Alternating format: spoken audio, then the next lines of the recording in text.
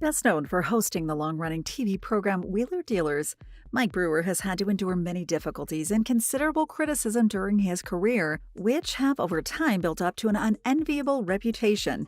Notwithstanding the worldwide popularity of the TV series that put his name in the media, Brewer's career path has been beset with various trials, especially with regards to the departure of his co-host Edd China, the show's relocation to the U.S., and Brewer's connections with social media controversy and negative public opinion. So what really happened? For a start, Edd China leaving Wheeler Dealers in 2017 became a major source of stress and hardship in Brewer's life. The beloved mechanic quit the program claiming differences about the direction of the show, particularly the producer's drive for more streamlined and less thorough fixes for the sake of cramming more projects into airtime.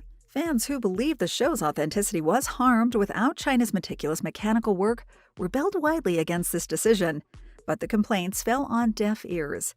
Often in the face of any changes affecting the show, Brewer suffered most from criticism, including even death threats and internet abuse, which damaged his mental health on top of his public reputation. Mike's career was further hampered by Wheeler Dealer's move from the UK to the US.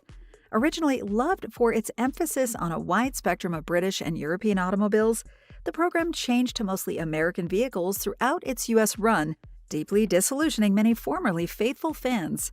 U.S. vehicles aren't widely available or popular in the U.K. Many longtime audience members believed the program had lost its original appeal and began tuning out of the episodes, as well as causing a significant drop in the franchise's online support.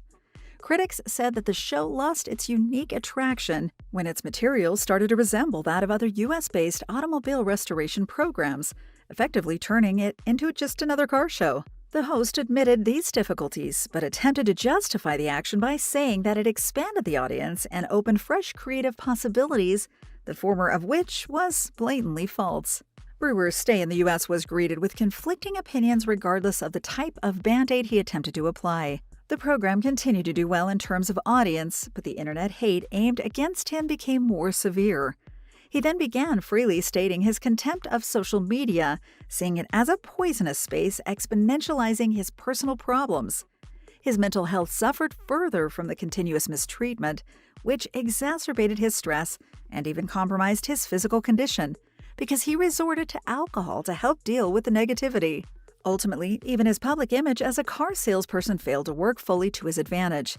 His often aggressive and arrogant attitude stood out to several onlookers as being different from China's more subdued and sophisticated approach, amplifying the negative factors associated with the change in crew. This impression served to feed the story that Mike was more concerned about the show's financial success than preserving its original purity and instructional worth, value that had everyone hooked. Seeing the compounded result of almost everything going wrong for Mike throughout his career, it was no surprise that fans began blaming him for mistakes that could realistically have been made by anyone in his position. What was before an understandable, not unusual lapse in estimation became a fatal error brought on by severe incompetence in the eyes of the audience, but only when he'd commit it. In one particular noteworthy episode of Wheeler Dealers, the star ended up losing hundreds of thousands on a vehicle that failed its Ministry of Transport MOT test, which is a well-known risk most often involved in auto repair and resale. Even so, numerous critics questioned Brewer's knowledge and decision-making abilities to an extreme extent, putting an even heavier load on the financial losses, even if they were inevitable for the company. It took Mike some full 16 seasons before he accepted that the U.S. wasn't really working for him, persuading the production team to begin shooting back in the UK again.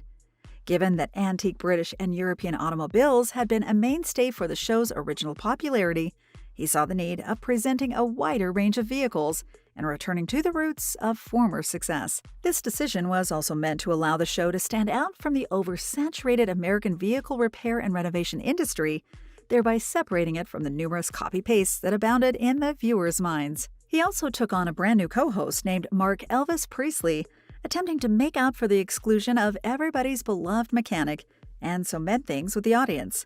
Both of these changes were put in place in late 2020 with the hopes of achieving significant ratings. However, the numbers only marginally improved, leaving a lot to be desired. The show went on to 27 seasons, while its 28th is still awaiting confirmation in 2024. There's no word from the producers as of yet, and this is perhaps the main reason why most anyone would consider Brewer a failure. In spite of all the negativity emanating from the masses, it would be difficult to name Mike Brewer a complete failure. For one, he still has a show on air, for better or worse. He's also a well-known name in the automotive industry and respected by numerous colleagues. He expanded his business operations by launching Mike Brewer Motors in 2012, a used and new car dealership based in Sheffield, South Yorkshire, England.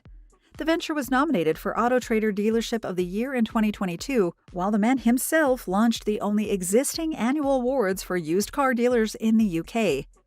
That said, it's painfully obvious that the show is bleeding viewers, with the production team taking to YouTube and posting various clips of Edd China working on vehicles in material that was recorded many years back. Be it that the mechanic refused to come back because Mike and the team apparently deny him appropriate airtime for greater earnings, or that he simply doesn't want to work with Mike again, China doesn't seem at all close to re-entering the show. Meanwhile, fans nostalgically pine over his insightful contributions to the program by ingesting chunks of what Wheeler Dealers used to be across the show's YouTube channel. Unsurprisingly, a great many former fans still blame Brewer for the gradual downfall of the series, alleging that his decisions could most definitely have prevented Edd's departure. Some of the most reputable sources available have evaluated Mike Brewer's wealth at more than $1.5 million as of mid-2024, which is owed to his broad business acumen and decades of experience in the entertainment industry. Even with all its audience betrayals, the series maintains an unusually high 8.2 out of 10 on IMDb, which actually makes it one of the highest-rated programs of its genre. If approved by the producers, its 28th season will hit the TV screens in the latter half of 2024.